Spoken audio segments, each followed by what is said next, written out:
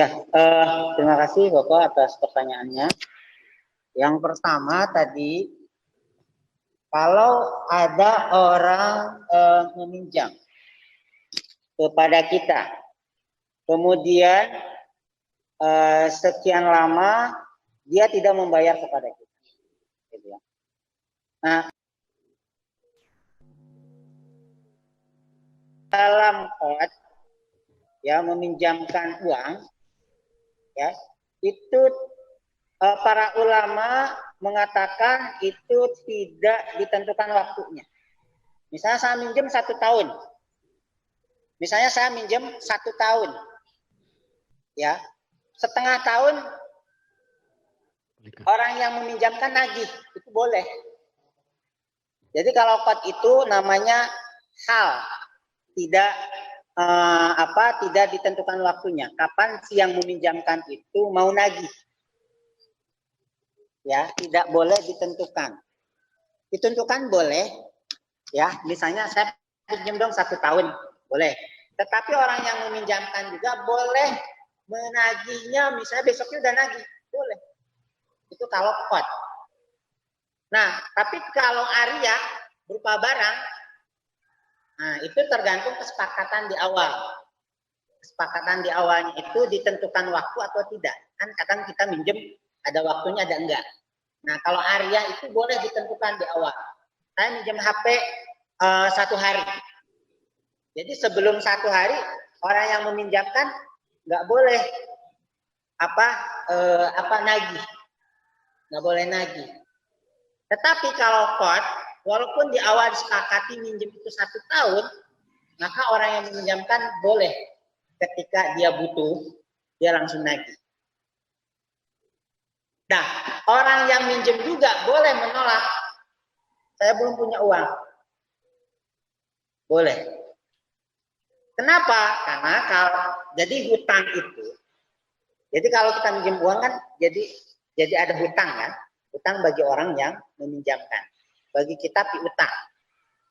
Jadi hutang piutang dalam Islam ada karena qad meminjamkan, ada karena jual beli. Saya beli HP ke bapak nyicil, berarti saya punya utang. Saya punya utang berupa cicilan HP. Atau bayarnya tangguh.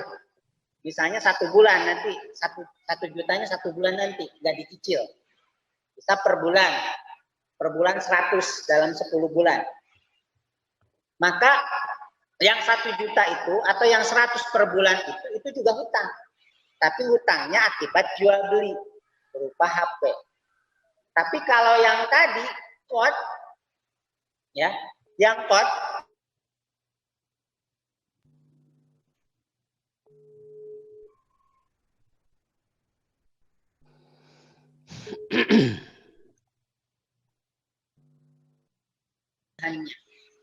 artinya orang yang meminjamkan kapan saja dia boleh nagih. Dan orang yang minjem juga ketika nggak punya boleh nolak gitu. Saya belum punya.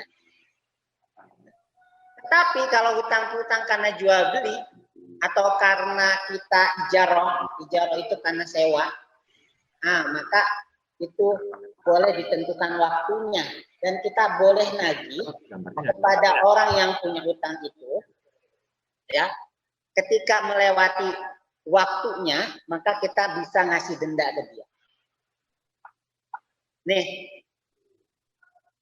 Bapak hutang HP ke saya. Setiap bulan harus bayar 100.000. Telat bayar. Maka Bapak kenapa telat bayar? Padahal Bapak punya. Nah, maka boleh ngasih denda saya. Saya denda Bapak. Misalnya 10.000. Nah, akan tetapi yang 10.000-nya itu tidak boleh menjadi kepemilikan kita. Tidak boleh menjadi hak kita. Bukan pendapatan. Tapi kita salurkan untuk dana sosial. Nah, kenapa boleh ada denda? Supaya dia lebih teratur lagi dan membayarnya. Kenapa? Karena akad awalnya jual beli. Jual beli itu bisnis. Tetapi kalau qad, akadnya itu bukan bisnis. Qad itu tabarruk, kebaikan. Ya, kita berbuat baik kepada orang lain karena dia butuh. Maka ketika telat, tidak boleh kita ngasih denda sembarangan. Tapi kalau ketika hutang itu akibat dari jual akibat dari sewa yang dalam pesan itu akad bisnis, maka boleh. Nah, kembali ke pertanyaan Bapak, kalau ada orang yang sudah sekian lama dia tidak bayar, kemudian sudah saya ikhlaskan. Nah, apakah dia di akhirat masih menanggung akibat hutang itu? Tergantung niat kita. Ketika kita udah ikhlaskan itu kan bisa ibro. Jadi ada dua. Udah saya ikhlaskan saya ibro. Ada juga diikhlaskan karena kita niatnya sedekah. Udah saya sedekah. Nah, berarti kalau niatnya diikhlaskan ibro, maka kita nggak dapat pahala apapun. Dia tetap dapat dosa nanti. Tapi kalau kita niatnya udah saya sedekahkan saja, gitu ya. Tapi kita dapat nilai sedekah, dapat pahala sedekah, dan dia pun jadi tergantung niat kita. Niat kita mau berbuat baik ke dia atau tidak. Kalau mau berbuat baik kepada dia, ya udah kita ikhlaskan dan kita sedekahkan. Atau ibro itu menggugurkan hutang. Kita gugurkan hutang dia. Kalau kita gugurkan, berarti kita nggak punya hak tagih lagi ke dia. Tapi dia masih ditagih nanti di akhirat. Nah, tetapi kalau kita niat di awal itu bukan juga mensedekahkan, maka kita dapat pahala. Dia terbebas nanti. Nah, kira-kira yang lebih baik yang mana? Hanya ibro atau ibro plus sedekah? Maka dalam Al-Quran yang tadi wa an tasaddaqu khairul lakum. Ya, dan kamu sedekahkan itu lebih baik. Kenapa? Itu ada kebaikan untuk kamu, pahala sedekah ada kebaikan untuk dia juga. Tidak harus mengembalikan apa yang kita pinjam. Itu Bapak. Jawabannya. Ada ini yang ditanyakan lagi. Yang pertama. Ya kan, yang lain. Yang kedua, saya belum mengetahui dan itu hadis atau apa gitu Pak?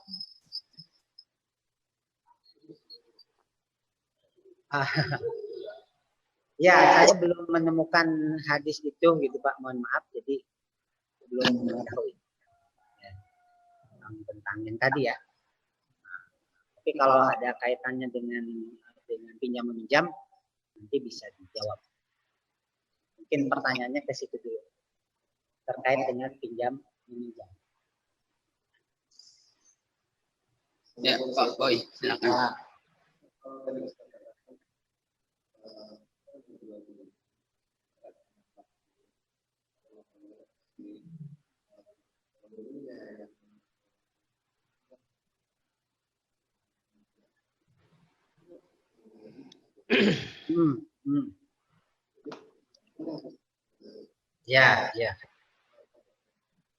Ya. Jadi ada hadis Nabi, matlul ghani zulmun. Menunda-nunda pembayaran bagi orang yang kaya yang mampu untuk membayar hutang itu kezaliman. Gitu ya. Atau layul wajidi yuhillu 'irdahu wa uqubatahu. Ya. Menunda-nunda pembayaran bagi al-wajid. Al-wajid itu orang yang mampu. Yuhillu 'irdahu. Halal baginya apa? Kehormatan wa uqubatahu dan diberikan sanksi. Jadi yang boleh dikasih denda itu orang yang mampu tapi dia lalai. Misalnya dia punya hutang ke kita. Ya, enggak tahu dia punya hutang. Dia beli kulkas baru, beli mobil baru, padahal masih punya hutang ke kita. Berarti dia kan mampu untuk bayar. Nah, berarti ya untuk meneliti dia kita kasih denda. Tetapi denda itu tidak boleh menjadi milik kita. Nah, kenapa? Karena itu syibhur riba. Itu agak mirip dengan riba, Pak. Maka istilah para ulama itu namanya syibhur riba, mirip dengan riba, tapi tidak murni riba. Menjadi riba ketika denda itu dikonsumsi oleh kita. Nah, makanya kalau di bank syariah boleh nggak ada denda bagi yang mereka dapat pinjaman atau pembiayaan? Boleh ketika dia lalai. Nah, bagaimana membuktikan lalainya?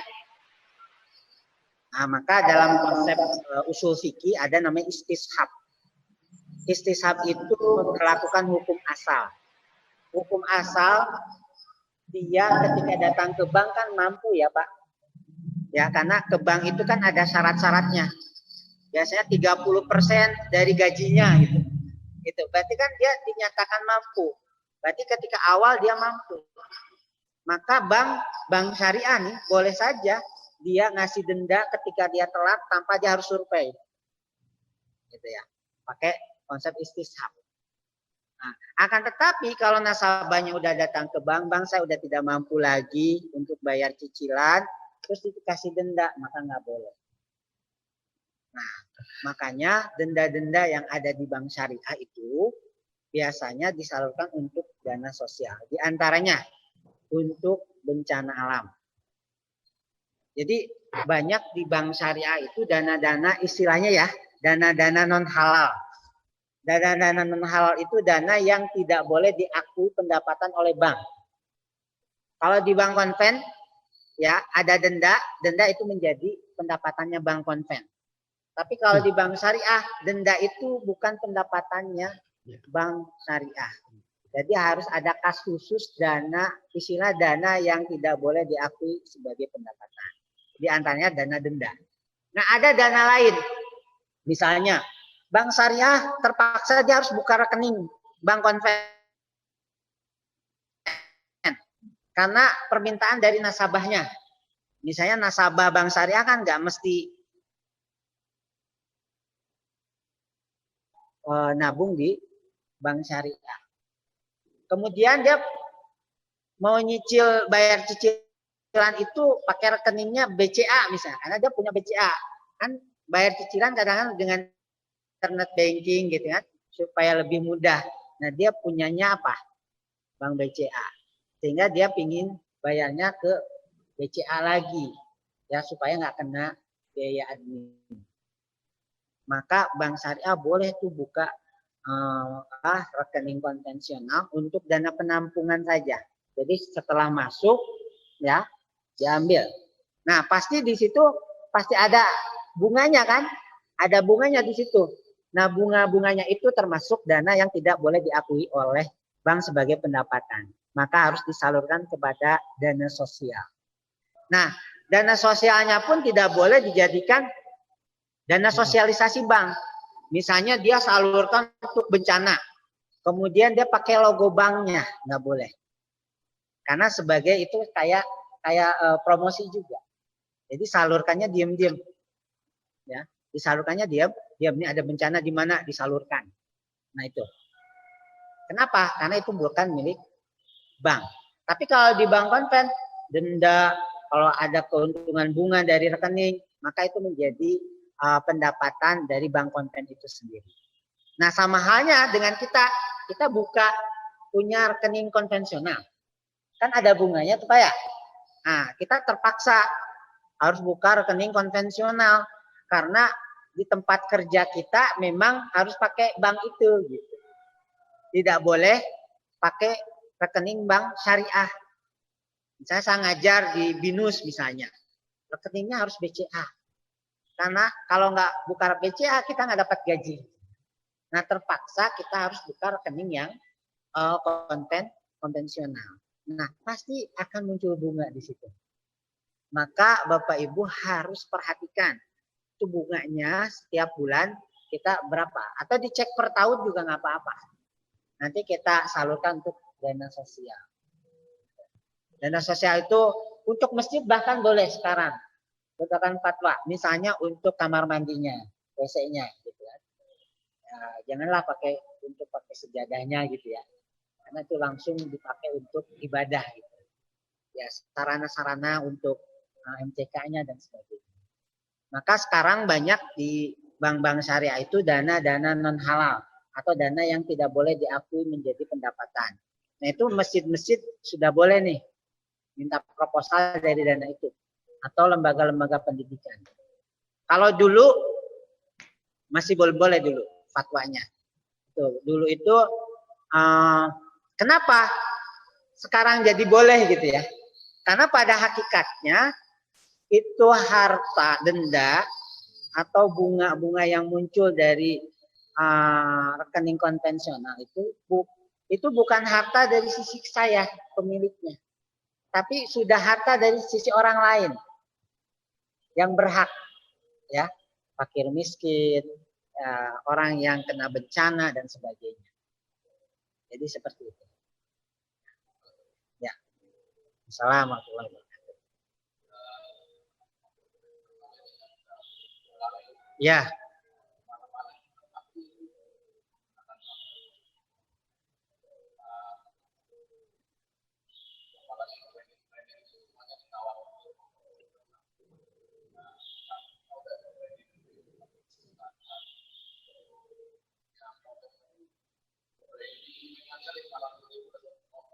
Ya, ya.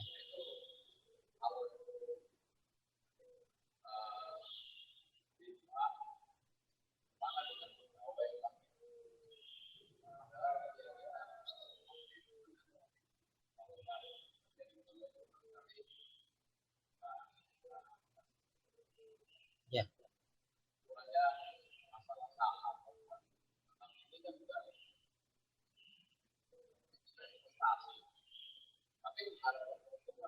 Ya.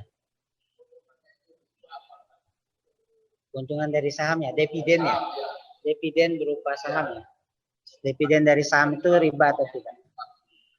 Ya.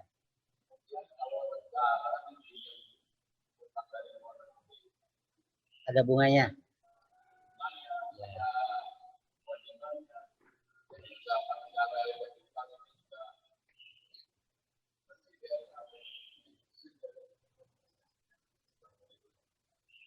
Waalaikumsalam. Nah, kita bertransaksi dengan lembaga-lembaga keuangan konvensional itu kan udah biasa ya. Artinya biasa itu udah ada di sekitar kita gitu ya. Nah, apakah ketika kita bertransaksi di sana atau kita sebagai pegawai di situ, itu bagaimana hukumnya kan? Bagaimana hukumnya? Maka dikembalikan kepada individunya. Maksudnya gini, ini orang sudah ada upaya atau tidak? Ya, misalnya kan gini, kalau kita kerja di bank konvensional, sekarang kan udah ada bank syariah nih. Ya. Udah ada bank syariah, berarti dia sedikit-sedikit belajar yang bank syariahnya. Sehingga dia bisa mendorong bank konvensional itu buka unit usaha syariahnya. Ya, berarti dia berjihad di situ. Nih, dia belajar. Dia di bank konvensional nih. Terus dia belajar syariah dengan tujuan nanti bank ini buka unit usaha syariahnya. Itu ya. Unit usaha syariah. Atau misal orang kerja di BI. BI itu kan mengatur bank syariah dengan bank konven. Ya. Ternyata dia disimpan di bank konven gitu.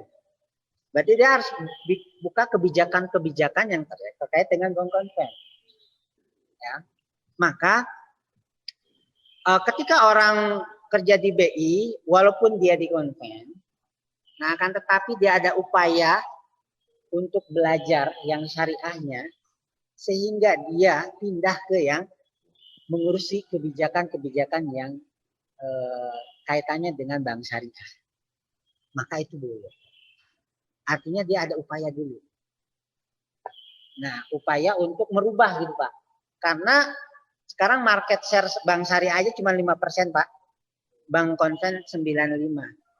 Kalau nggak ada orang yang berjuang di dalam, bisa di Bank Indonesia untuk mengeluarkan kebijakan-kebijakan yang berpihak gitu ya kepada bank syariah itu nggak akan ada, nggak bisa. Karena regulasi kan OJK, di OJK ya, OJK sekarang ya di OJK berbagi itu dengan BI.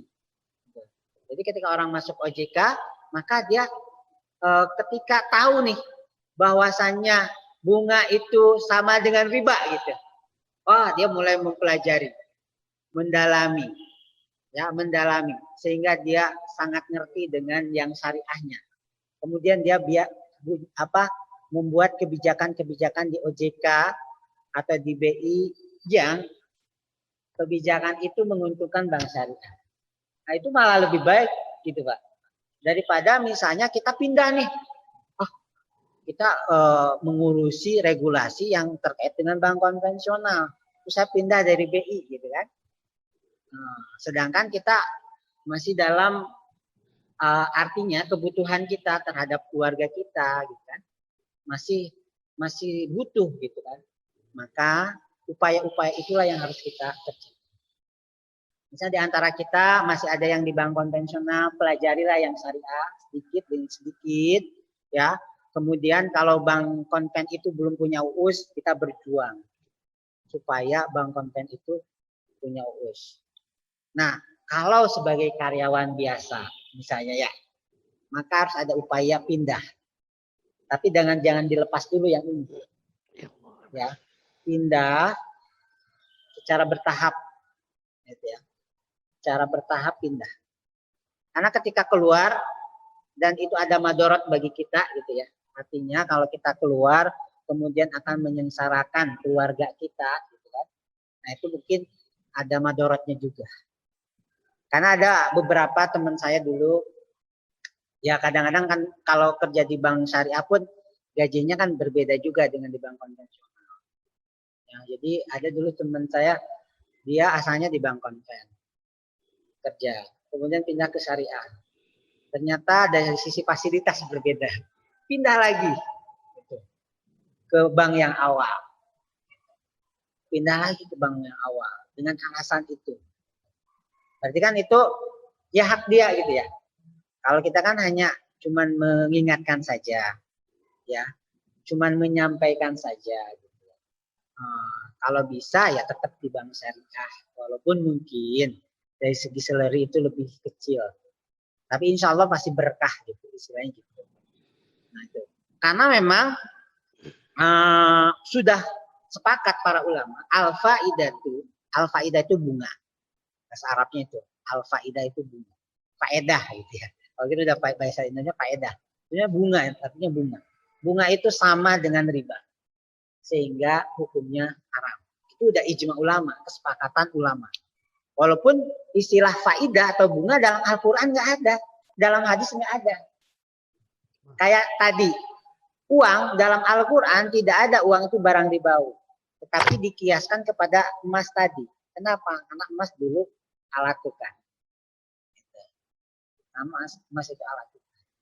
Jadi nanti Bapak Ibu yang memang selama ini bekerja di bank konvensional harus ada niat dari sekarang gitu. Karena udah belajar nih tentang syariahnya. Belajar terus belajar. Nah, sambil belajar ada upaya untuk merubah di bank konven itu untuk membuat unit usaha syariahnya. Gitu. Atau kalau kita bekerja di koperasi yang sistemnya pinjam meminjam yang ada sistem ribawinya juga, kita berupaya untuk membuat koperasi syariahnya. Gitu. Unit usaha koperasi yang syariahnya. Nah itu lahan jihad kan amal di situ. Jadi itu. Jadi nah dalam kondisi darurat kita boleh juga misalnya berhubungan dengan bank konvensional. Misalnya di daerah-daerah tertentu yang memang belum ada bank syariahnya, ya. Di daerah-daerah tertentu yang belum ada bank syariahnya, sehingga kita perlu nabung, mengamankan uang kita, dan harus nabungnya di bank konven. Maka caranya tadi, ya kita cek bunganya nggak kita akui sebagai pendapatan, kita salurkan dana sosial. Atau ada juga bahkan yang nggak diambil bunganya, Nah, tapi kan itu nanti menguntungkan bank konven. Dia akan berkembang terus dengan bunga yang kita tidak ambil gitu kan. Mending kita ambil, kita salurkan untuk dana-dana sosial. Gitu. Seperti itu Pak. Ya. Oh, yang saham. Saham itu kalau dikonversi ke hukum Islam itu sama dengan namanya musyarakah. Kerjasama. Saya ngasih beli saham. Berarti kita sebagai pemilik perusahaan itu. Owner. Dengan saham tertentu. Ya, kita ada saham di situ. Nah, emiten dalam hal ini perusahaan yang mengeluarkan saham. Nah, maka ketika dia dapat untung, maka kita dapat untung, dapat dividen. Ketika rugi, kita nggak dapat dividen kan gitu. Sesuai untung atau tidaknya itu perusahaan. Nah itu konsep musyarakah atau mudharabah kerjasama itu boleh. Ya, yang menjadi isu di saham adalah emitennya. Emitennya itu produknya itu barang-barang haram atau tidak. Misalnya emiten perusahaan itu perusahaan yang memproduksi alkohol misalnya, atau minuman keras, maka sahamnya menjadi saham tidak syariah. Karena perusahaan yang mengeluarkan sahamnya itu objek yang dia produksi haram secara zatnya. Kalau riba di situ nggak ada isu ribanya Pak. Ya. Nah rokok. Nah kalau rokok berdasarkan fatwa MUI ya. Itu termasuk sahamnya tidak syariah di Indonesia ya di fatwa MUI-nya. Tetapi sebenarnya rokok itu kan masih diperdebatkan apakah haram atau tidak, karena memang secara teks dalam nasnya dalam Al-Quran dan hadisnya tidak ada kata larangan terhadap rokok. Tapi kalau di Indonesia nih saham perusahaan rokok tidak termasuk saham syariah dengan asumsi ada kemadharatan di situ untuk kesehatan. Gitu. Kalau bicaranya di Indonesia. Tetapi kalau dibicara di luar negeri bisa berbeda. Ijtihad para ulamanya. Ya. Jadi kalau di Indonesia nih syarat itu saham-saham syariah yang pertama ya, yang pertama pendapatan non halalnya atau produk non halalnya tidak boleh lebih dari 10%. Ya kan emiten usahanya banyak ya. Misalnya kalau Indomie itu itunya apa tuh? Itunya perusahaannya tuh. Indofood. Indofood kan produknya banyak kan ya. Produknya banyak. Misalnya ada yang halal, ada yang haram misalnya gitu ya. Maka batasan yang haramnya itu 10% untuk saat ini. Ya, maka sahamnya masih yang syariah karena 90% masih dominan yang halalnya. Itu syarat yang pertama. Syarat yang kedua ya, utang berbasis bunganya jangan lebih dari 45%. Kan yang namanya perusahaan itu juga kadang punya hutang ke bank kan? Ada yang namanya perusahaan itu dibiayai dengan hutang. Bisa minjem ke bank, bisa mengeluarkan obligasi. Gitu. Ya, maka dia dapat bunga. Jadi beda saham dengan obligasi, Pak. Kalau di obligasi kan kita minjemin. Kita yang beli obligasi minjemin ke perusahaan. Kita tidak memiliki perusahaan. Tapi kalau saham, kita beli saham, kita memiliki perusahaan itu. Jadi bukan meminjamkan, tapi ikut memiliki. Ikut saham di situ. Nah, maka hutang berbasis bunganya tidak boleh lebih dari 45%. Nah, sekarang masih 45% kalau di Indonesia. Kalau di Malaysia udah 30%. Nah, syukur-syukur sampai 0 kan. Nah, untuk sampai 0 itu kan nggak mudah, Pak. Karena perusahaan-perusahaan yang sekarang existing rata-rata modalnya atau dia ini dari utang juga berbasis bunga. Maka dimulailah dari 45%. Nah, nanti MUI akan ada kebijakan lagi dikurangi jadi 40%. Bertahap Pak. 35%, kemudian 30%. Mungkin kalau market share yang syariahnya sudah besar, bisa 0. Jadi nggak bisa langsung harus bebas hutang ke emiten atau perusahaan. Terus bebas hutang berbasis bunga. Nggak akan ada tuh saham-saham syariah. Sampai kapanpun.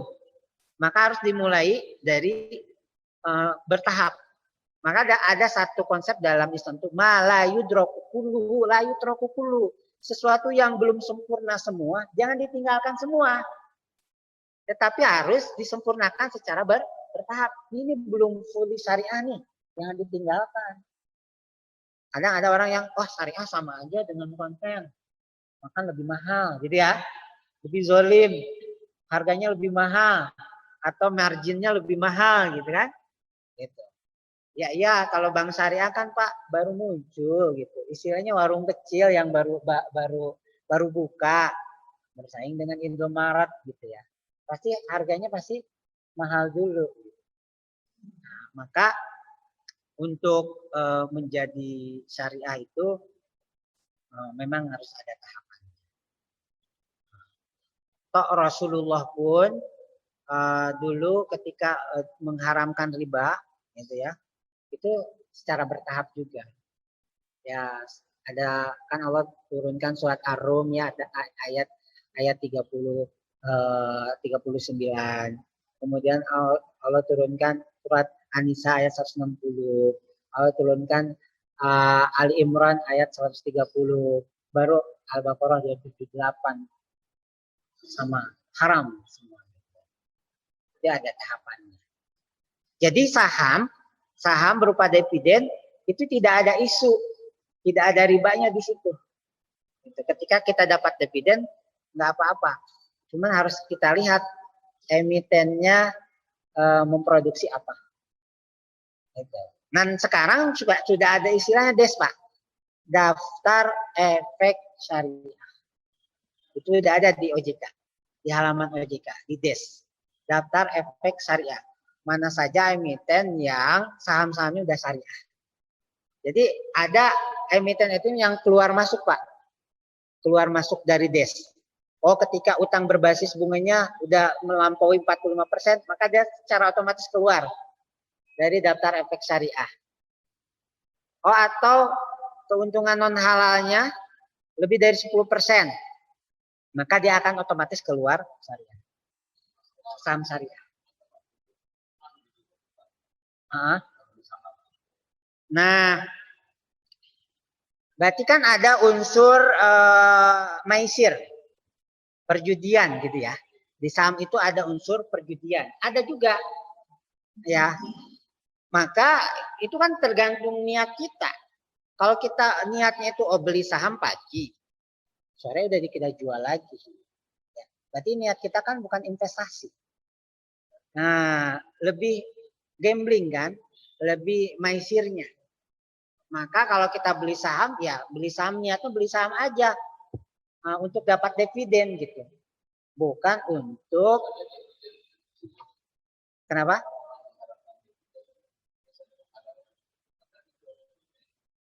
Ya, artinya kalau di saham syariah naik turunnya nilai saham itu berdasarkan objeknya kan? Iya, nggak apa-apa kita jual gitu. Kita jual lagi kepada orang lain ketika ada keuntungan, boleh. Yang tidak boleh itu kalau memang kita niatnya memang hanya nongkrongin harga saham, gitu ya. Nongkrongin harga saham kita jual, tapi beli gitu kan. Nah, tapi kalau kita misalnya jual saham kita, ketika harga saham itu naik dan kita ada keuntungan di situ, nggak apa-apa Pak. Nggak apa-apa. Jadi antara ada gambling atau tidaknya itu dikembalikan kepada kita. Objeknya sendiri udah halal gitu. Kalau saham itu karena berupa dividen. Dividen itu tidak ada isu dengan riba. Karena kalau perusahaan untung kita dapat untung, yaitu dividen. Kalau perusahaan nggak untung kita nggak dapat dividen Pak. Nah, jadi itu profit and loss sharing kan. Nah, kalau untung bersama, kalau rugi bersama. Beda dengan obligasi. Kalau obligasi perusahaan Enggak untung tetap dia harus bayar bunga ke kita. Itu obligasi. Nah, obligasi harus bayar bunga. Makanya ketika perusahaan itu kolab, yang harus diutamakannya pemegang obligasi kan, daripada pemegang saham. Karena itu berupa pinjaman, harus dikembalikan dan ada kupon atau ada bunganya. Itu Pak.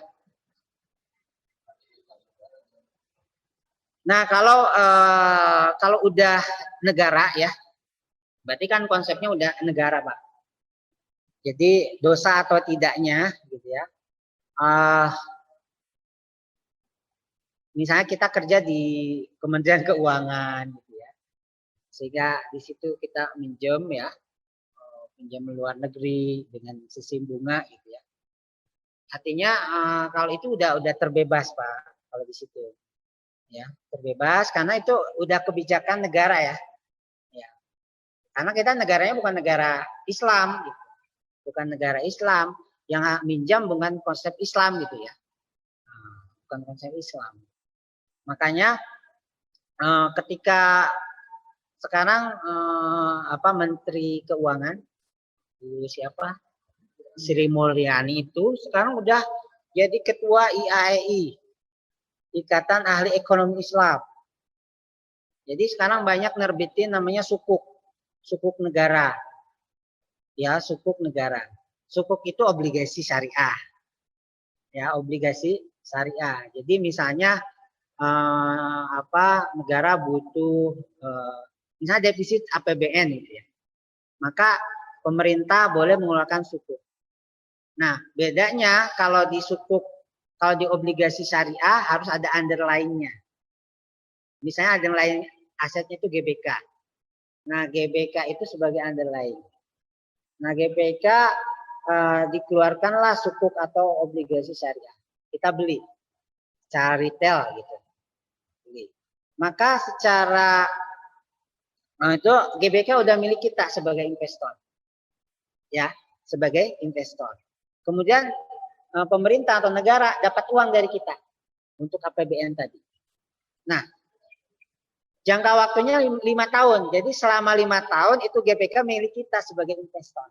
Karena udah milik kita, tapi masih dipakai oleh pemerintah. Berarti pemerintah harus nyewa, bayar sewa. Gitu. Jadi setiap semester atau per 3 bulan dia bayar biaya sewa, ujroh namanya. Ujroh. Nah, kalau obligasi konven tidak harus ada underlying. Tidak harus ada underlying. Artinya pemerintah berutang kepada kita. Gitu ya. Nggak harus ada underlying. Tapi kalau yang syariah, underlying itulah yang disewa oleh pemerintah. Kita beli berupa obligasi syariah, berarti itu GBK udah milik kita sebagai investor. Nah, oleh kita sewakan kepada pemerintah selama 5 tahun. Nah, setelah 5 tahun, pemerintah beli lagi ke kita yang pokoknya tadi. Nah, itu konsepnya.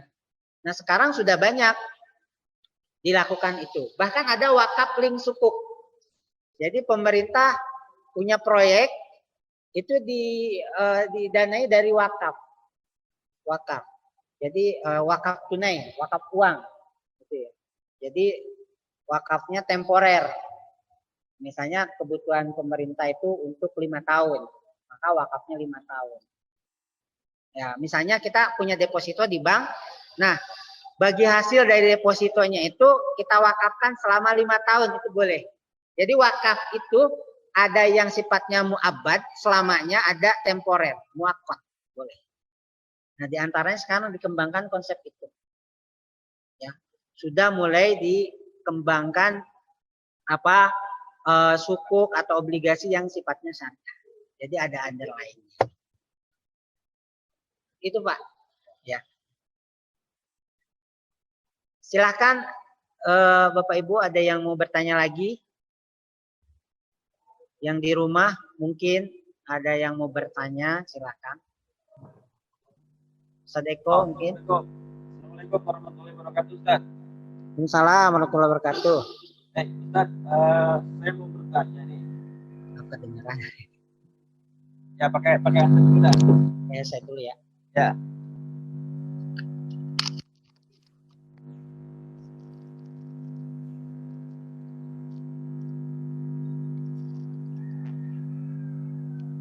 Bisa. Ya, silakan. Baik. Bisa didengar ya? Halo? Halo? Halo, bisa didengar? Halo. Oh, halo. Ya, nggak kedengeran juga. Dengar juga ya? Pak Darmaji ada nggak Pak Darmaji di situ?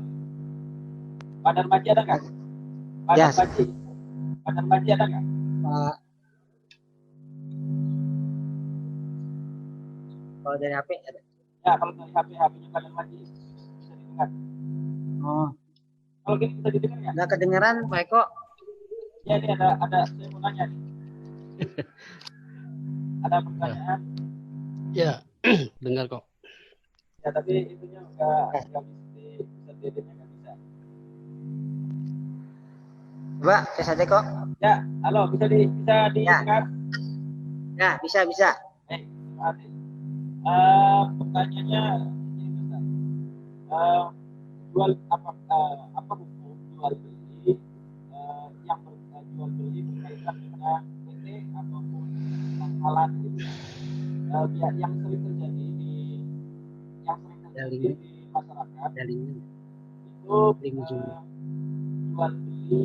sebuah pangkalan air aqua atau jual beli pangkalan gas. Biasanya suka ada linknya. Bisa didengar ya?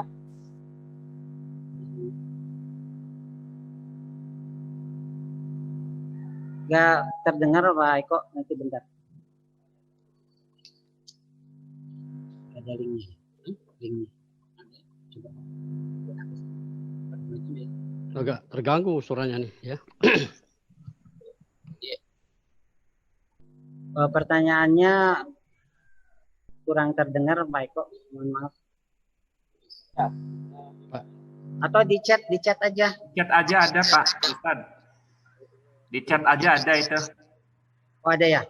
Ada Pak Ustad. Cuman belum lengkap itu di chat itu. Jadi ulang. Kirim saya. Belum lengkap di chat itu.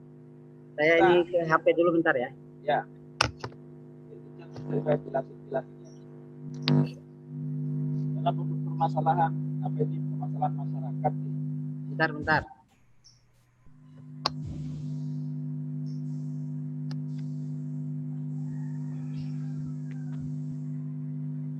Hostnya sih. Belum di ini.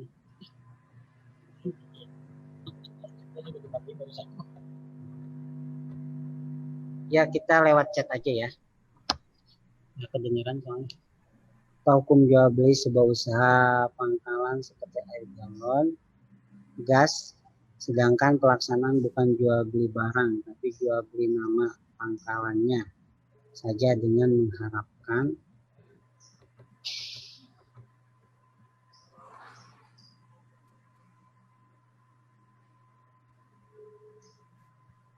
ini maksudnya gimana ya Pak Eko ya? Lanjutannya ada.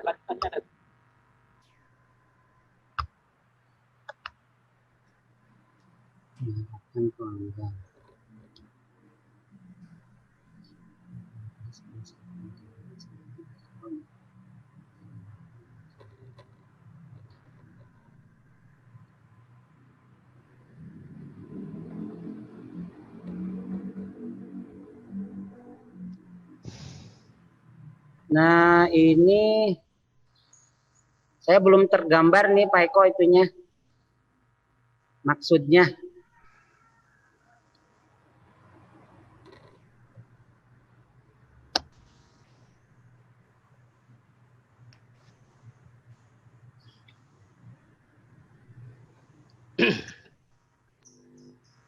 Ya Allah Rabbi. Kalau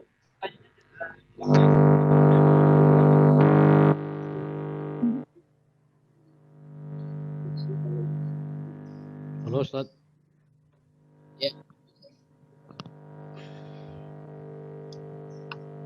Gimana? Enggak ini Pak Eko, mohon maaf. Nanti di ini aja, nanti kita via itu aja ya. Ya. Kalau gitu bisa masuk Ustaz. Ustaz. Ya, silakan.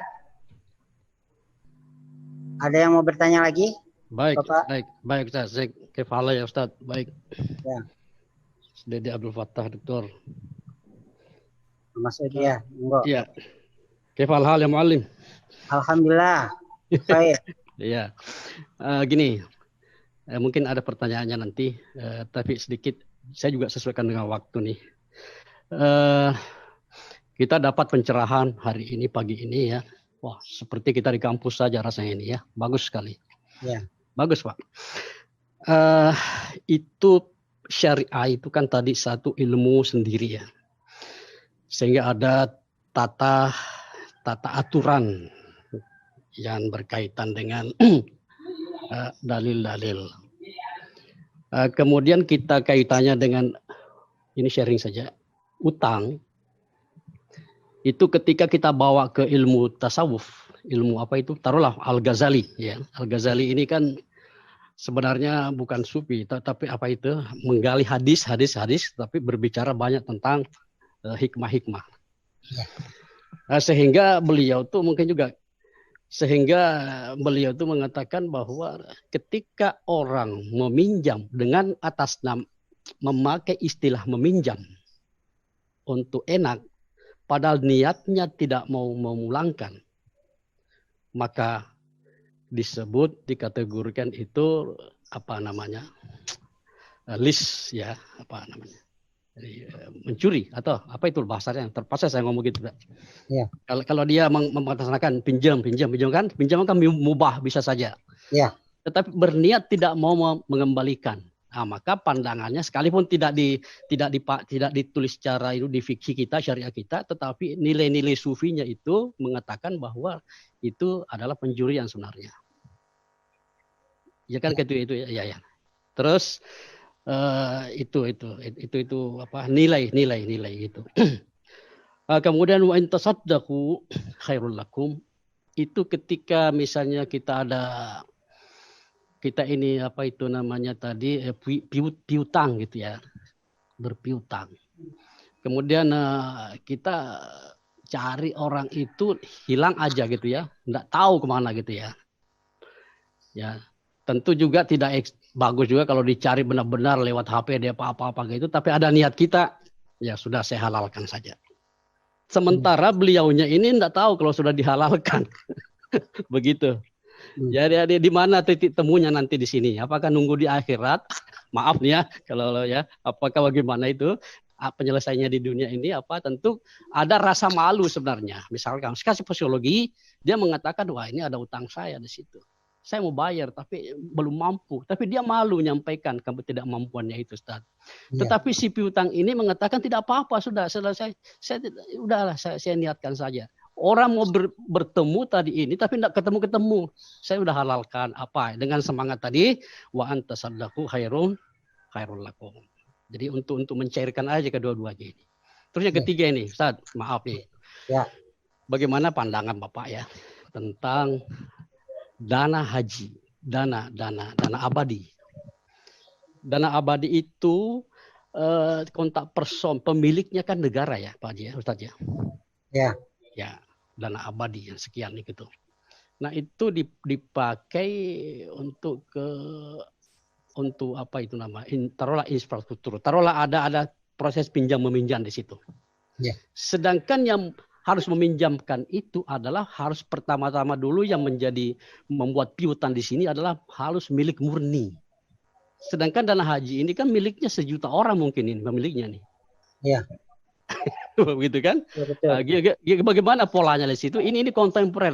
Mungkin juga secara ilmiah mungkin sudah karena memang kita ketemu dengan masalah ini. Saya tidak mencari kekurangan atau apa, tetapi rasio-rasio keilmiahnya mungkin kita harus cari di sini karena memang polanya adalah pola milik jamaah, kemudian yang bertanggung jawabnya siapa, sehingga meminjamkan tentu ada yang meminjam ada yang berpiutang di situ. Bagaimana titik tanggung jawabnya ini dengan orang-orang yang jutaan tadi? Itu aja Ustaz. Syukran lakum ada ajibah. Ya, Assalamualaikum. afwan Pak Afwan. Masmud. Yang pertama tentang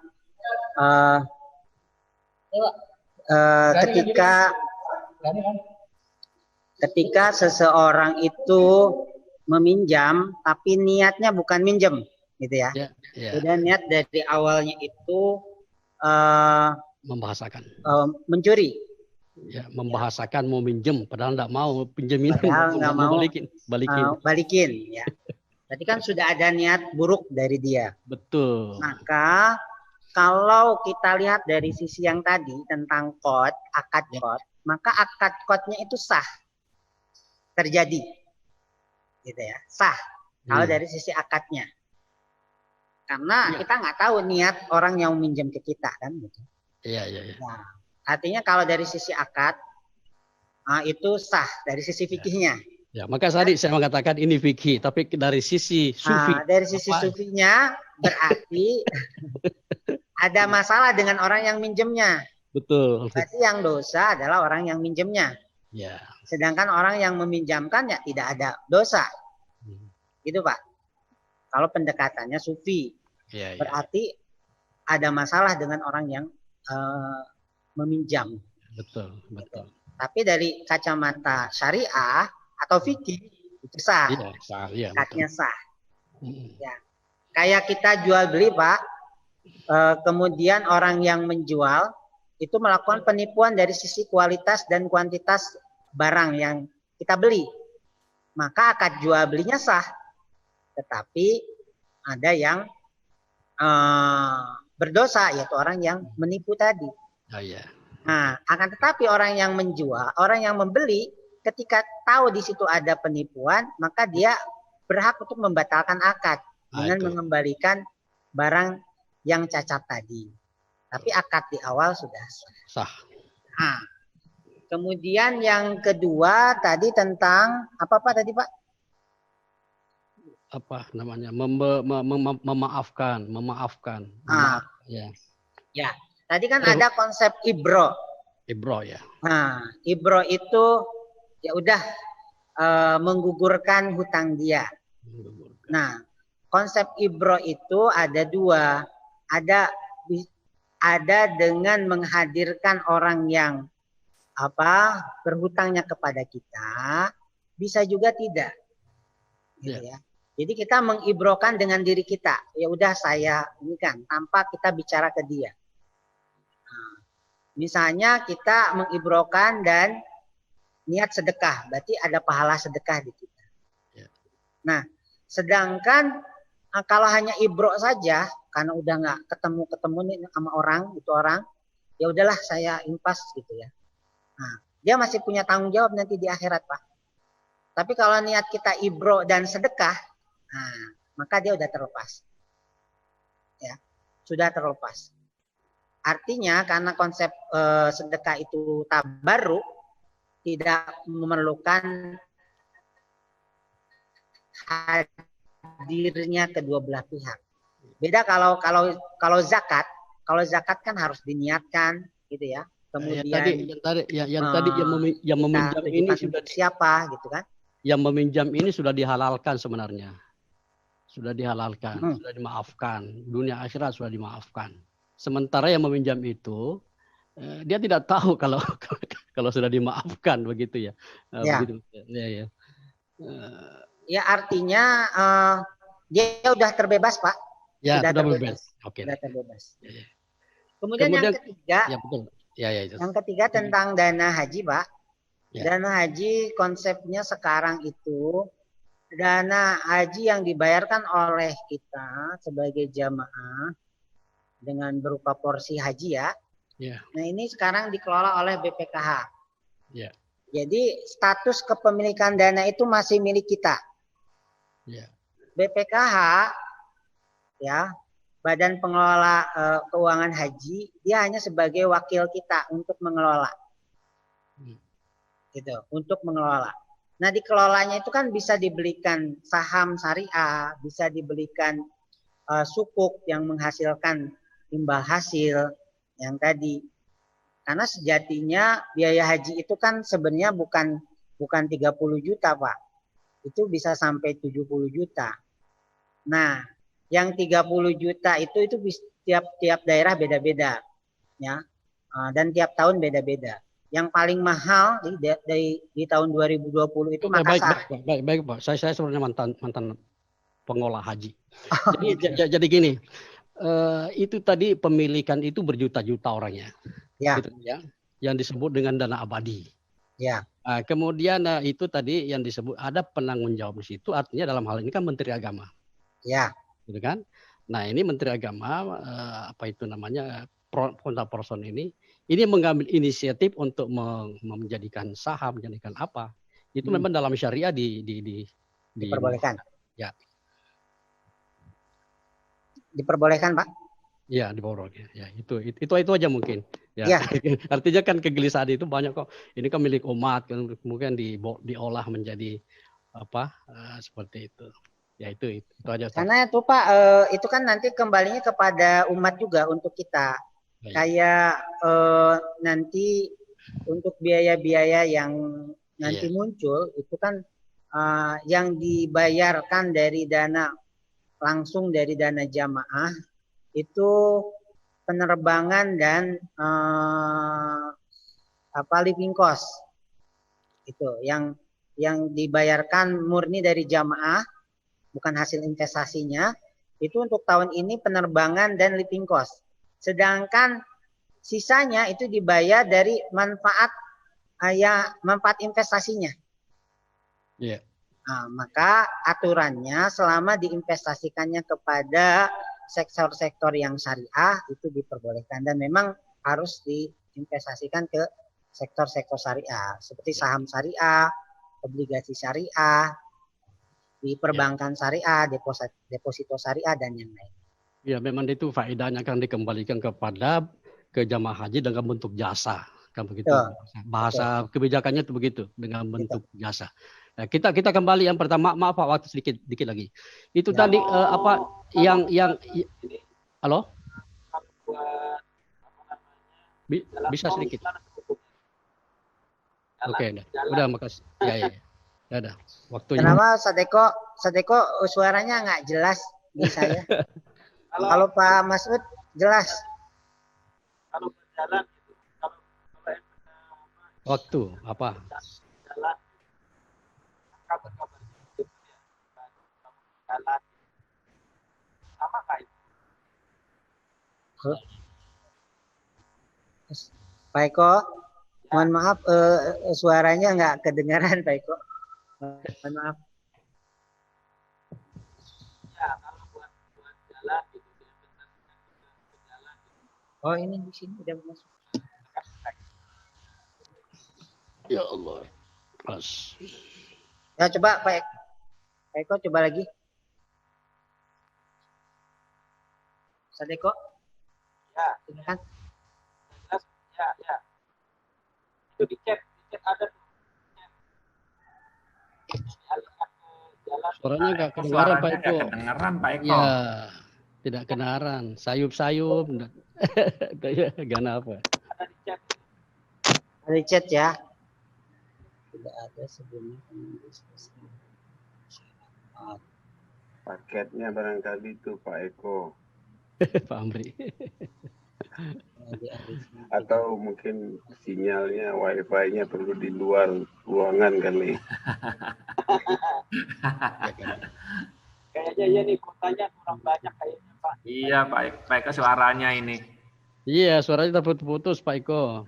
Saya chat itu suaranya nggak ini. Berjalan. Nggak jelas.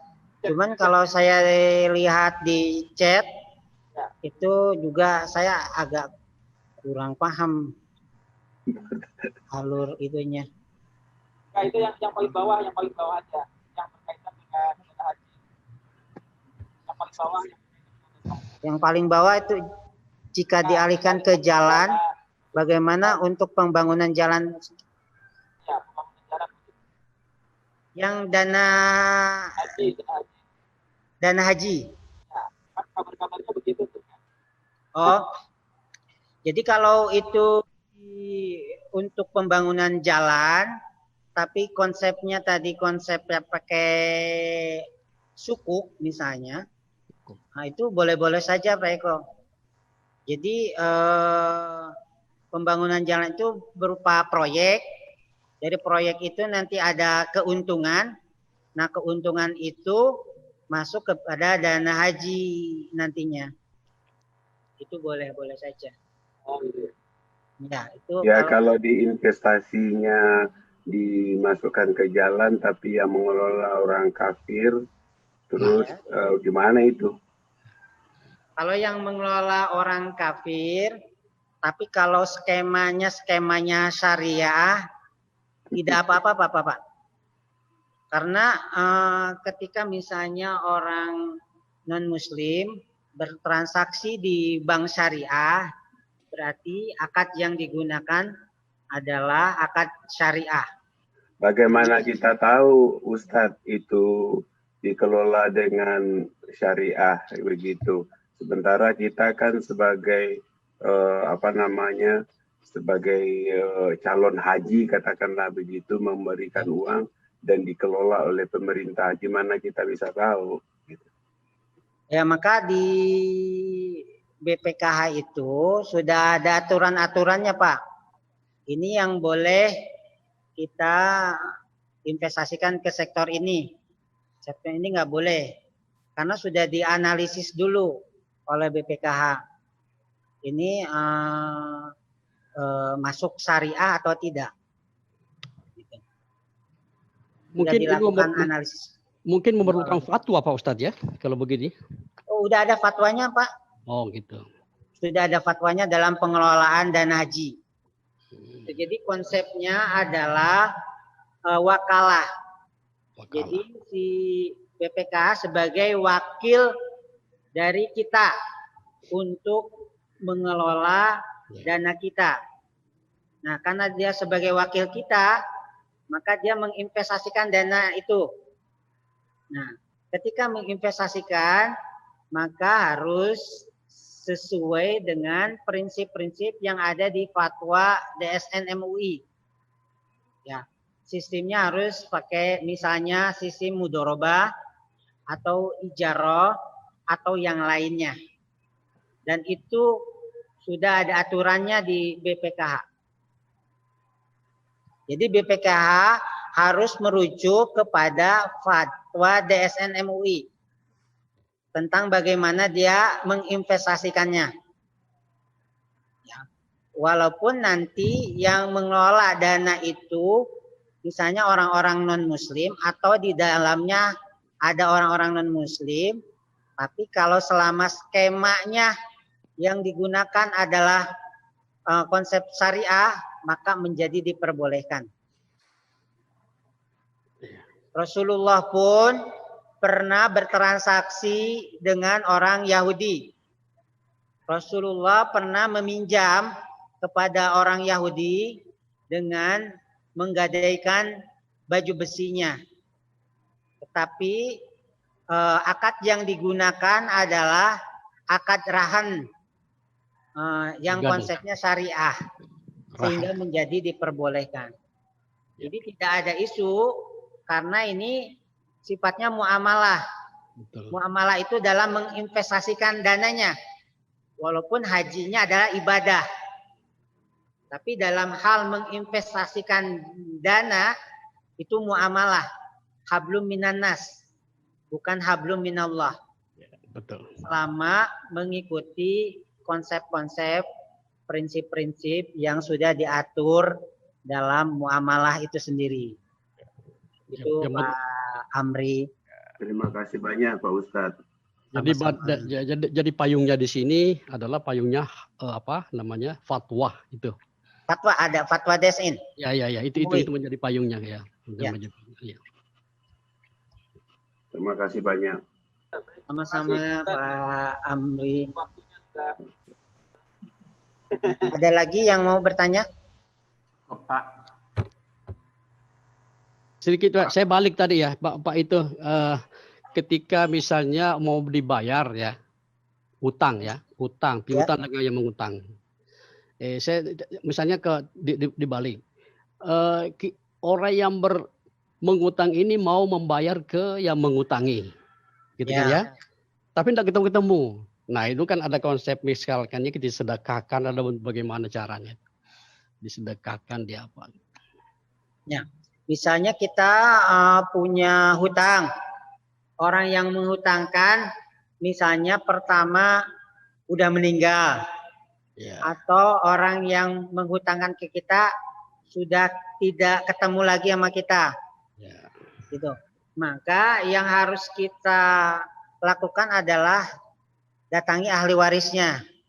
Datangi ahli warisnya. Datangi ahli warisnya.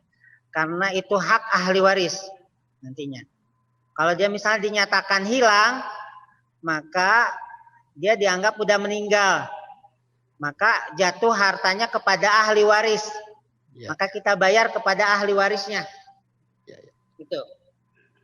Kalau ahli warisnya kita tidak menemukan juga, maka kita sedekahkan atas nama dia. Begitu Pak Masud. Betul. Ini sengaja tanya ini karena memang ini ilmu yang apa? Ini kasus-kasus ini sangat banyak sekali gitu kan Pak Ustaz ya. Betul Pak. Ya, harus, di tengah masyarakat. Memang harus di apa namanya? Di masyarakatkan. Syukran ya Muallim. Ya. Afwan. Maka kita nanti mensedekahkannya itu harus atas nama orang yang menghutangi kita. Ya. Jangan atas nama kita. Itu ada lagi Pak Eko atau Pak Amir? Ustaz. Zubeda. Enggak. Kalau masih ada waktunya, ada satu kebalikan pertanyaan yang tadi Pak. Kalau masih ada, kalau enggak ya enggak apa-apa juga. Kalau orang yang masih ada waktu. Misalnya kita mempunyai piutang kepada seseorang, dengan mereka janji untuk mengembalikannya pada saat tertentu. Tetapi pada saat tertentu tersebut, dia atau si yang berhutang itu tuh tidak melaksanakan pembayaran kembali. Kemudian kita sebagai penghutang menagih hutang tersebut, tapi mereka atau dia menunda memberikan jangka waktu yang akan datang. Kemudian jatuh lagi tempo pada waktu yang akan datang itu, kita tanyakan lagi sebagai penagihnya, juga dia molor. Nah itu molor terus itu tuh. Nah bagaimana sebaiknya bagi si penghutang? Kalau tadi kan yang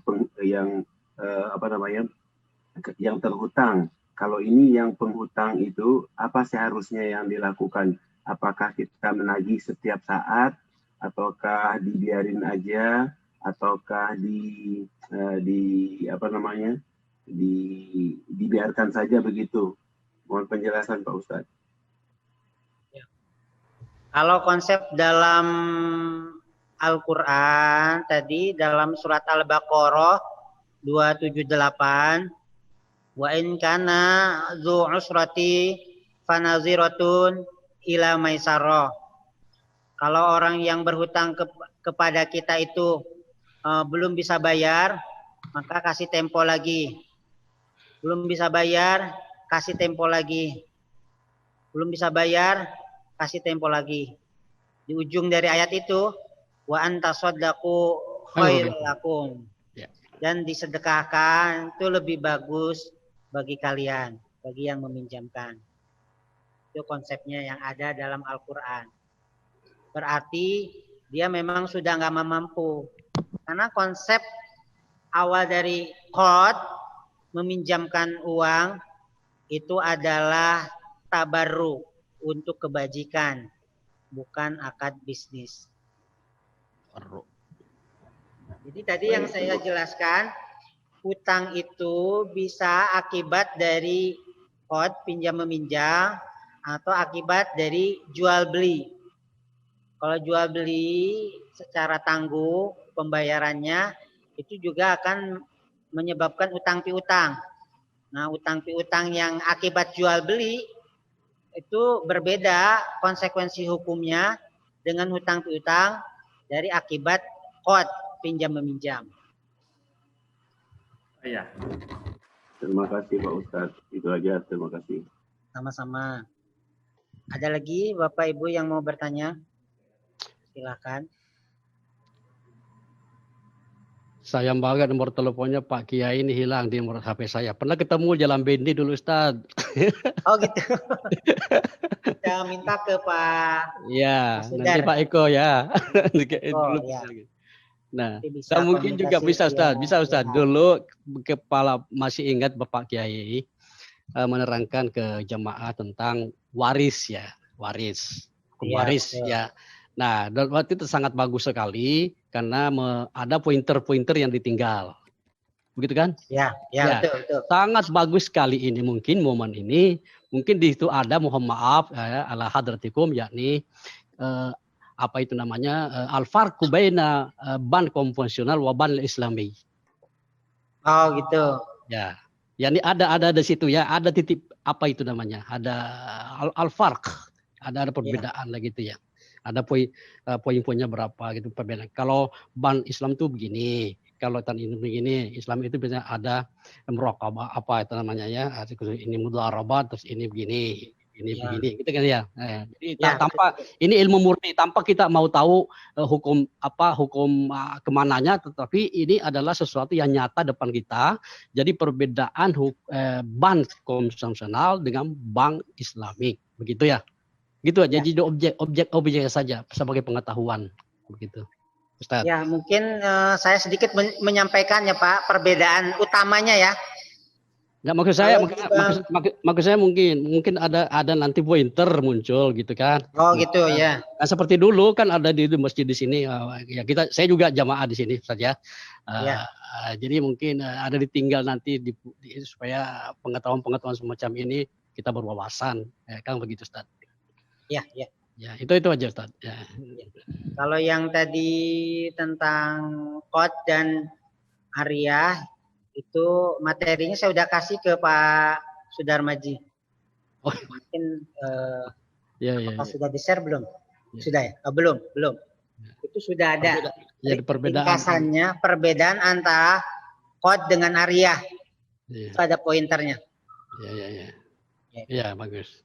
Kemudian al-farqu baina konvensional wa bankul islami. Itu mungkin juga. Ya, al-farqu baina al-bank islami wal bank at-taqlidi. At-taqlidi, sahih. Nah, karena di Saudi itu kan tidak ada disebut ban dain gitu kan, hanya syariah kalau dikatakan di Islam. Kemudian Ustaz, itu logo ban ini terjadi komunikasi bagus. Ini logo bank muamalat itu tertulis dal ya nun, begitu ya? Logo ya, dal ya nun, biduni haraka. Apa itu maksudnya, dain atau din? Oh, lebih itu bisa dua-duanya Pak. Nah, jadi dain ya, utang. Ya.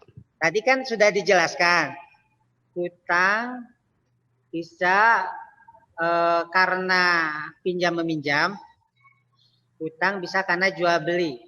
Ya. Kalau di bank konvensional, utang itu karena pinjam meminjam, karena akadnya pinjam meminjam adalah uang, komoditasnya adalah uang, minjem uang ada kelebihan, gitu. Kalau di syariah itu objeknya itu tergantung. Kalau jual beli berarti objeknya barang. Jadi yang jadi objek bukan uang. Kalau objeknya itu manfaat, maka akadnya adalah sewa menyewa, ijarah. Kalau objeknya jasa, maka akadnya adalah ijarah juga, sewa menyewa jasa. Jadi itu yang membedakan antara syariah dan konvensional. Kalau konvensional berarti objeknya uang. Gitu. Kalau syariah tergantung akadnya apa. Ya. Itu Pak Mas.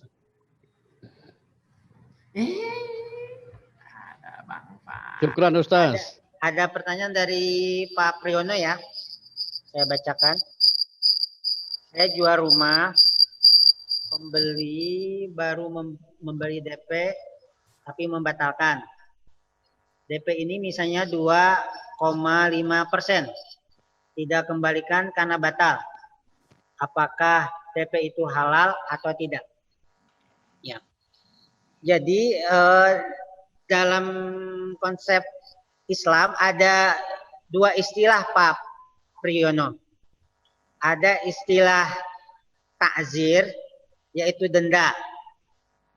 Ya, kayak tadi denda atas keterlambatan membayar.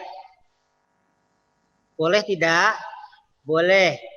Ketika ada unsur kelalaian dari orang yang punya hutang kepada kita.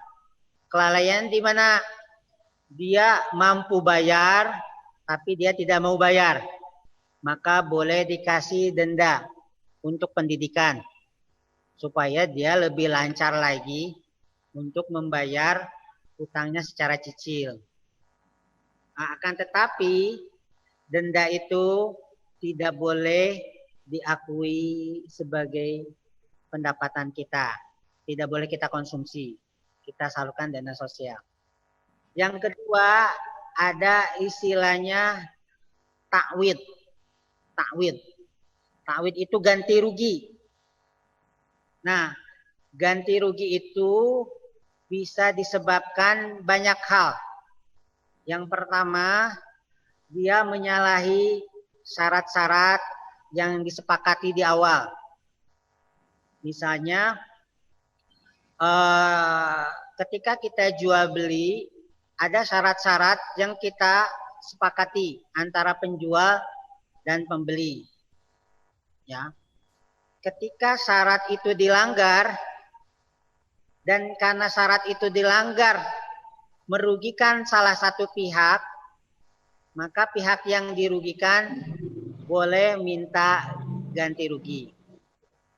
Nah, dalam hal DP itu ada di hadis itu namanya arbun. Jual beli arbun. Bunyinya gini. Naha Rasulullah an bai'il arbun. Rasulullah melarang jual beli arbun atau jual beli dengan sejumlah DP ketika DP itu hangus karena tidak terjadinya akad. Nah, akan tetapi kalau akad itu tidak terjadi, dibatalkan oleh pihak pembeli misalnya, sedangkan dia sudah bayar DP, dan akibat pembatalan itu merugikan pihak penjual, dan penjual bisa membuktikan kerugian realnya kepada pembeli, maka itu boleh dipotong dari DP. Misalnya DP 2,5%. Kerugian akibat pembatalan itu misalnya 1%. Maka hak kita ngambil yang 1%. 1,5%-nya itu harus dikembalikan. Nah, misalnya kalau di kasus di perbankan syariah, orang udah DP, tiba-tiba membatalkan. Padahal tuh bank syariah udah mencari objeknya, misalnya rumah udah disurvei, gitu, yang diinginkan oleh nasabah. Nah, dari survei itu kan dia keluar biaya-biaya, atau dia sudah berkomunikasi dengan notaris, gitu, keluar biaya-biaya notaris misalnya. Nah, maka itu bisa dibebankan kepada nasabah. Nah, beban itu diambil dari DP. Yang nggak boleh adalah DP hangus begitu saja tanpa menghitung kerugian real akibat pembatalan tersebut. Itu Pak Priyono. Baik. Baik Pak Ustadz. Terima kasih. Sama-sama. Ada lagi Bapak Ibu? Saya cukup Pak Ustadz, waktunya juga udah jam 6 Kita lewat cukup ya. Ya. Kita cukupkan. Baik. Terima kasih sudah bergabung via Zoom pada pagi hari ini.